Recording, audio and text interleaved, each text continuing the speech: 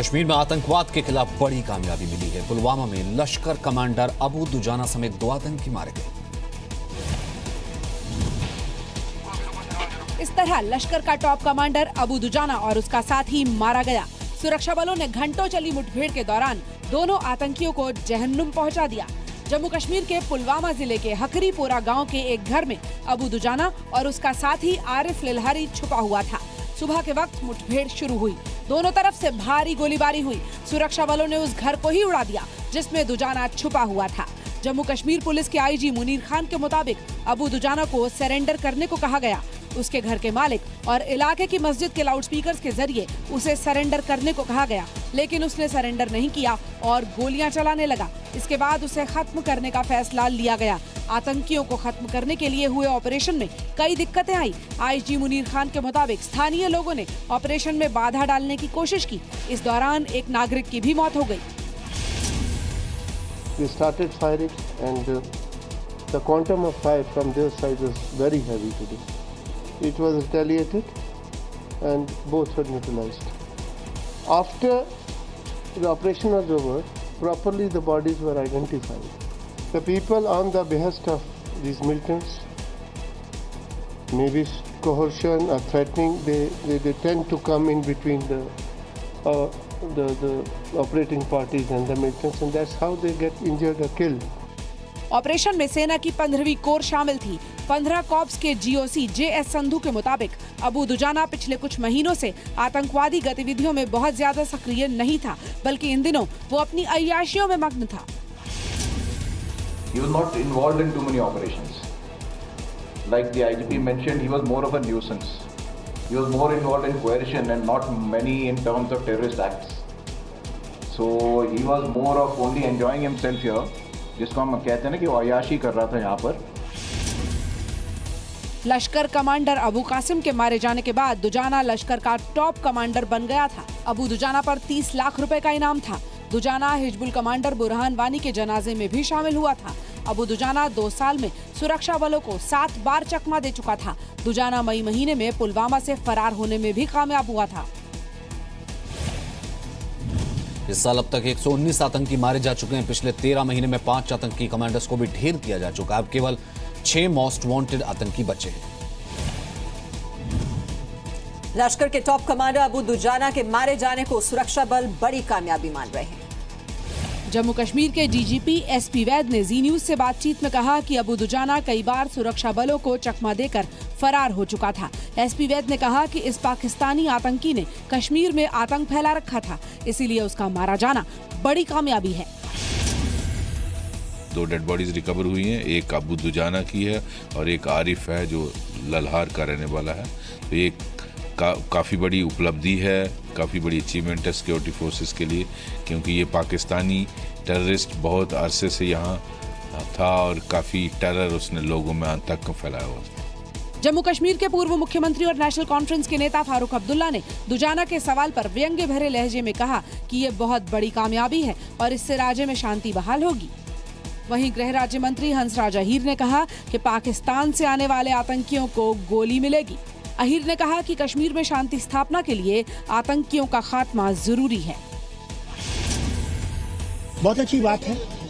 आप जितनों को भी पकड़ेंगे या मारेंगे उतना ही वहाँ पे अमन आ जाएगा। कश्मीर को भी देश का अंग बनाए रखना है, सीमा सुरक्षित रखना है।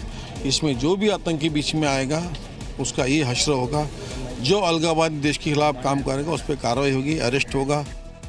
रक्षा विशेषज्ञों ने भी दुजाना के मारे जाने को बड़ी कामयाबी बताया है।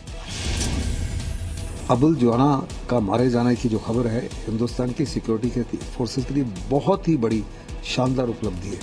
ये पिछले 3 से 4 साल से बहुत बड़े साजिशों में इन्वॉल्व था। हम इसको कई सालों से ढूंढ रहे थे।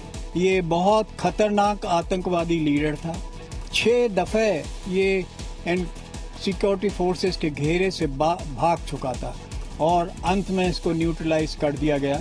पामपुर एरिया, BSF कॉन्वॉय और भी कई जगह ये इसके लिए रिस्पॉन्सिबल था। 2017 में अब तक 119 आतंकियों का एनकाउंटर हो चुका है। जुलाई महीने में 23 आतंकी मारे गए थे। जून में 29 आतंकियों का एनकाउंटर हुआ था। मई के महीने में घाटी में 17 और अप्रैल में 6 आतंकी मार गिराए गए थे। सुरक्षा बलों ने गृह मंत्रालय को एक डॉजियर सौंपा है जिसमें ऑपरेशन ऑल आउट के तहत मारे गए आतंकियों की सारी जानकारी है। 16 अगस्त के मद्देनजर राजधानी दिल्ली में सुरक्षा बढ़ा दी गई है। दिल्ली पुलिस के जवान चप्पे चप्पे पर मुस्तैद हैं। सुरक्षा को देखते हुए दिल्ली में पुलिस ने parachute, paraglider, hot air balloon, छोटे एयरक्राफ्ट और पैरा जंपिंग जैसी गतिविधियों पर रोक लगा दी है। आतंकी हमले की आशंका के चलते दिल्ली पुलिस ने ये प्रतिबंध लागू किए हैं। दिल्ली पुलिस को मिली खुफिया जानकारी के मुताबिक आतंकी वारदात को अंजाम देने के लिए एरियल प्लेटफॉर्म का इस्तेमाल कर सकते हैं। दिल्ली पुलिस ने संवेदनशील जगहों पर सुरक्षा कड़ी कर दी है। राजधानी दिल्ली में दाखिल होने वाले वाहनों पर भी विशेष नजर रखी जा रही है। 15 अगस्त को प्रधानमंत्री नरेंद्र मोदी लाल किले से देश को संबोधित करेंगे। पीएम के कार्यक्रम के लिए लाल किले और आसपास के इलाकों में भी सुरक्षा के पुख्ता इंतजाम किए जा रहे हैं।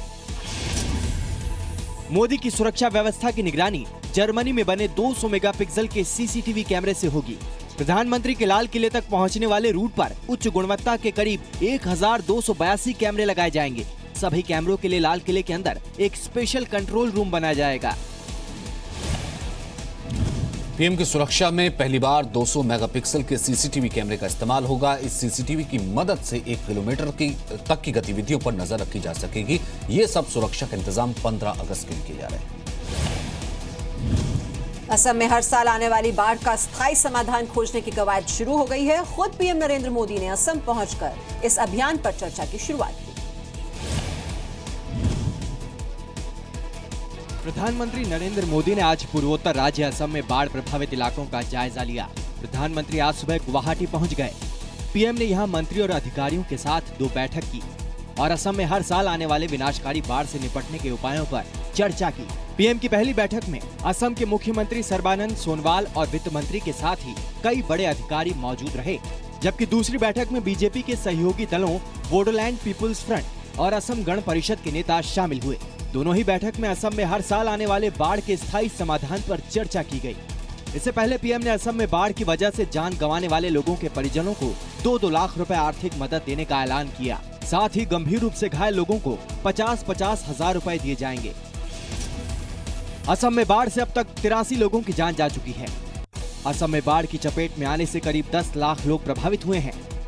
बाढ़ की वजह से काजीरंगा राष्ट्रीय उद्यान का ज्यादातर हिस्सा पानी में डूब गया है। बाढ़ की वजह से काजीरंगा में कई जानवरों की मौत हो चुकी है। पीएम मोदी को बाढ़ प्रभावित इलाकों का हवाई दौरा करना था, लेकिन मौसम खराब होने की वजह से ऐसा नहीं हो सका। देश के करीब 10 राज्य बाढ़ की चपेट में हैं। कहीं नदियां उफान पर हैं तो कहीं इलाके बारिश की वजह से लैंडस्लाइड की चपेट में। असम के साथ ही देश के करीब 10 राज्यों में बाढ़ से लोगों का बुरा हाल है। सबसे ज्यादा बुरे हालात गुजरात, राजस्थान और पश्चिम बंगाल के हैं, जहां बाढ़ और बारिश की वजह से कई लोगों को अपनी जान गंवानी पड़ी है। गुजरात में सीएम विजय रूपानी खुद बाढ़ प्रभावित इलाकों में कैंप कर रहे हैं, तो राजस्थान की सीएम वसुंधरा राजे बाढ़ प्रभावित इलाकों का दौरा कर रही हैं। गुजरात में सेना के साथ ही एनडीआरएफ को राहत और बचाव कार्यों में लगाया गया है। हमारी 10 टीमों से शुरू होकर 33 टीमों तक हमने गुजरात इस फ्लड रेस्क्यू ऑपरेशन में डिप्लॉयड की थी, जिसमें से 10 टीमें हमने हवाई जहाज के जरिए बाहर से मंगाई हैं, क्योंकि बहुत बड़े एरिया में फ्लड का पानी घुस गया था। लगातार हो रही बारिश की वजह से पहाड़ी इलाकों में भी लैंडस्लाइड की घटनाएं हो रही हैं। जम्मू कश्मीर में भूस्खलन की वजह से कई जगहों पर यातायात प्रभावित हुआ है। पिछले 2 दिन से हो रही बारिश का असर अमरनाथ यात्रा पर भी पड़ा है। हिमाचल प्रदेश में भी बारिश के बाद लैंडस्लाइड ने लोगों को डरा रखा है। शिमला में सोमवार देर रात भूस्खलन की वजह से एक हॉस्टल तबाह हो गया। हादसे में 3 छात्राएं गंभीर रूप से जख्मी हो गईं।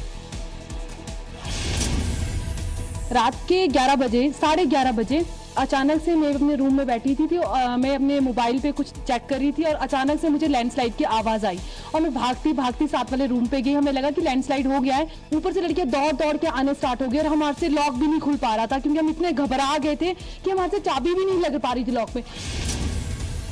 पश्चिम बंगाल में बाढ़ से मरने वालों की संख्या 39 हो गई है। पश्चिम बंगाल के 14 जिलों में 27 लाख से ज्यादा लोग प्रभावित।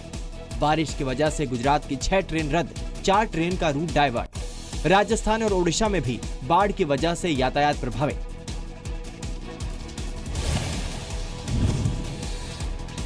ओडिशा में भी कई इलाकों में बाढ़ की वजह से हालात अब बदतर हो गए हैं। एलपीजी सिलेंडर महंगा होने और धीरे धीरे सब्सिडी हटाने के मुद्दे पर आज राज्यसभा में जमकर हंगामा हुआ। टीएमसी सांसद डेरेक ओब्रायन ने राज्यसभा में एलपीजी सिलेंडर से धीरे धीरे सब्सिडी हटाने के लिए हर महीने 4 रुपए बढ़ाने का मुद्दा उठाया। ओब्रायन ने कहा कि आज दुनिया भर में कच्चे तेल के दाम $111 प्रति बैरल से घटकर $48 प्रति बैरल तक आ गए हैं, लेकिन सरकार लोगों को लूट रही है। सीताराम येचुरी ने भी सरकार पर जुमलेबाजी का आरोप लगाया। कांग्रेस ने भी सरकार पर निशाना साधा। कांग्रेस सांसद प्रमोद तिवारी ने कहा कि सरकार गरीबों को लूटकर अपना खजाना भर रही है। समाजवादी पार्टी ने कहा कि सरकार मुनाफा कमाने वाली सरकार बन गई है। By March, all the subsidies are going to be lifted because there's a notification now saying every month it will be increased by 4 rupees till you come to March 31st and there will be no subsidy. सरकार का गरीबों के साथ सदन के बाहर नहीं है, लोकसभा में किया है। सर, 4 रुपए हर महीने बढ़ाना, ये कहते कुछ है, करते कुछ है। No. करोड़ों गरीबों के साथ धोखा। 267 रूल आउट। गरीबों का कर्जा माफ हो रहा है, हजारों करोड़। गैस के दाम बढ़ाते, हर महीने बढ़ा के फ्री करते। धीरे धीरे सरकार ने पेट्रोल के दाम भी रोज के हिसाब से तय कर दिए। इसलिए मैं बोलते हैं ये तो मुनाफा कमाने वाली सरकार। नरेश जी, इसलिए नारेबाजी करते हुए विपक्षी सांसद वेल में आ गए, जिसके बाद सदन की कार्रवाई स्थगित करनी पड़ी। दोबारा कार्रवाई शुरू होने पर पेट्रोलियम मंत्री धर्मेंद्र प्रधान ने विपक्ष के सवालों का जवाब दिया। प्रधान ने कहा कि 2010 में कांग्रेस इसी विषय पर सहमति जताई थी और एक साथ 35 रुपए बढ़ाने की बात कही थी। ये सरकार वचनबद्ध है, सब्सिडी गरीबों के लिए है, निर्दिष्ट लोगों को दिया जाएगा। ये संपन्न लोग जिनकी हिमायत ये लोग करते हैं, इनके लिए सब्सिडी नहीं है, ये गरीबों के लिए सब्सिडी है। अंततः हमने उन्हीं के निर्णय को पूरा किया है। सरकार ने तेल कंपनियों को हर महीने 4 रुपए प्रति सिलेंडर बढ़ाने का आदेश दिया है। सरकार मार्च 2018 तक एलपीजी सिलेंडर पर दी जा रही सब्सिडी को पूरी तरह खत्म करना चाहती है। इससे पहले तेल कंपनियां हर महीने 2 रुपए प्रति सिलेंडर दाम बढ़ा रही थी। जीएसटी लागू होने के बाद 1 जुलाई को प्रति सिलेंडर 32 रुपए की बढ़ोतरी हुई थी। सरकार का कहना है कि बीपीएल परिवारों को मिलने वाली सब्सिडी जारी रहेगी, लेकिन जो लोग समर्थ हैं उन्हें मिलने वाली सब्सिडी को धीरे धीरे खत्म किया जाएगा। गुजरात के पूर्व डीआईजी डीजी वंजारा को सीबीआई की विशेष अदालत ने सोहराबुद्दीन एनकाउंटर मामले में आरोपों से मुक्त कर दिया है। इस केस के दूसरे आरोपी आईपीएस दिनेश एमएन भी बरी कर दिए गए हैं। गुजरात के चर्चित सोहराबुद्दीन एनकाउंटर मामले में डीजी वंजारा को आरोपों से बरी कर दिया गया है।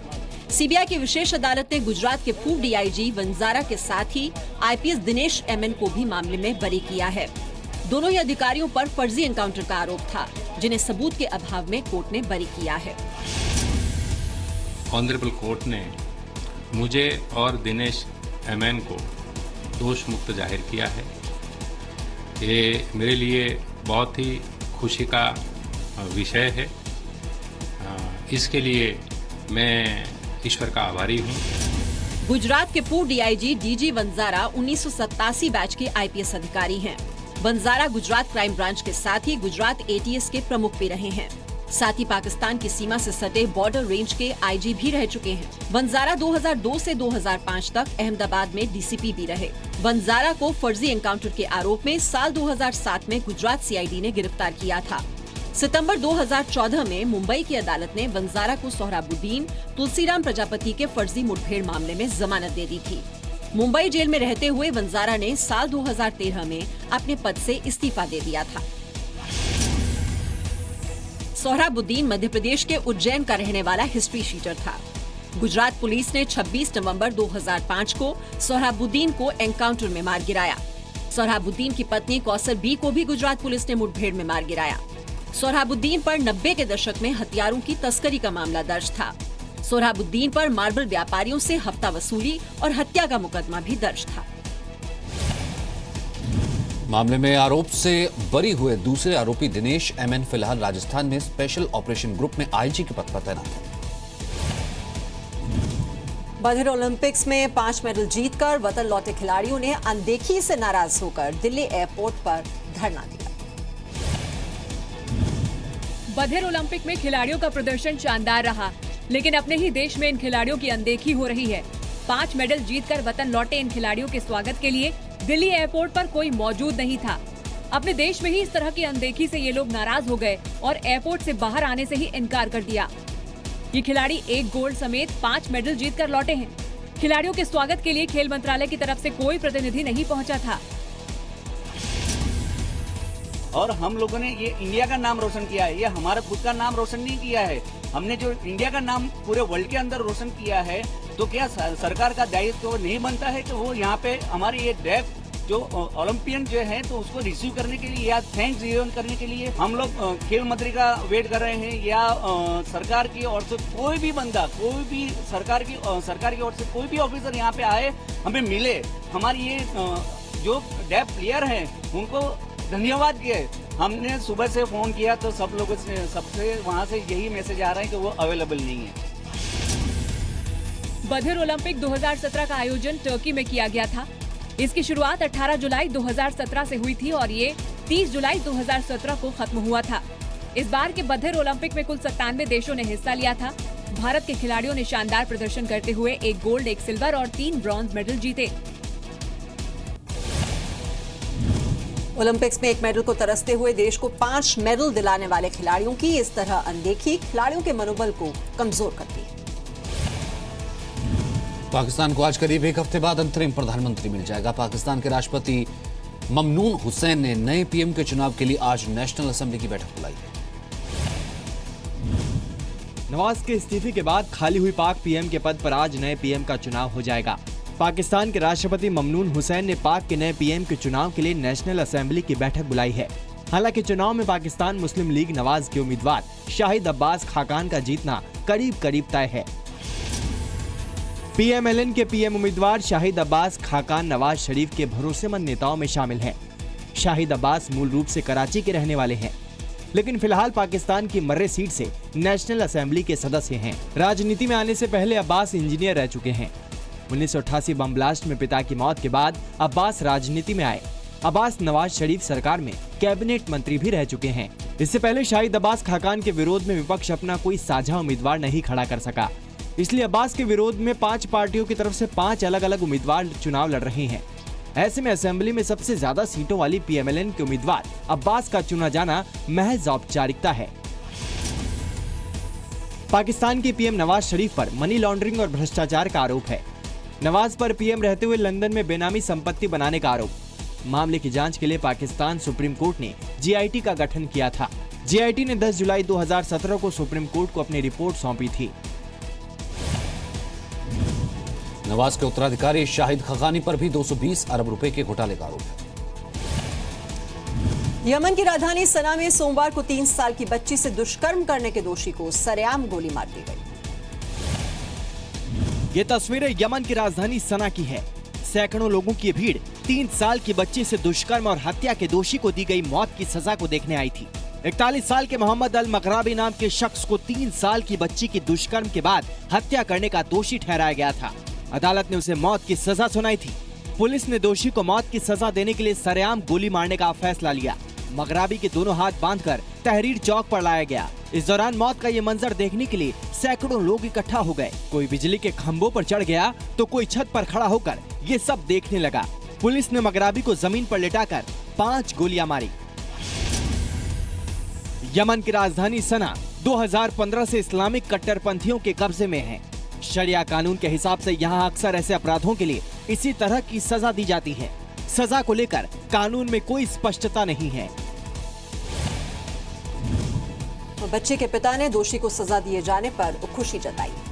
और फास्ट एंड फैक्ट्स में आज बस इतना ही। देश दुनिया की तमाम बड़ी खबरों के लिए देखते रहिए सी न्यूज़।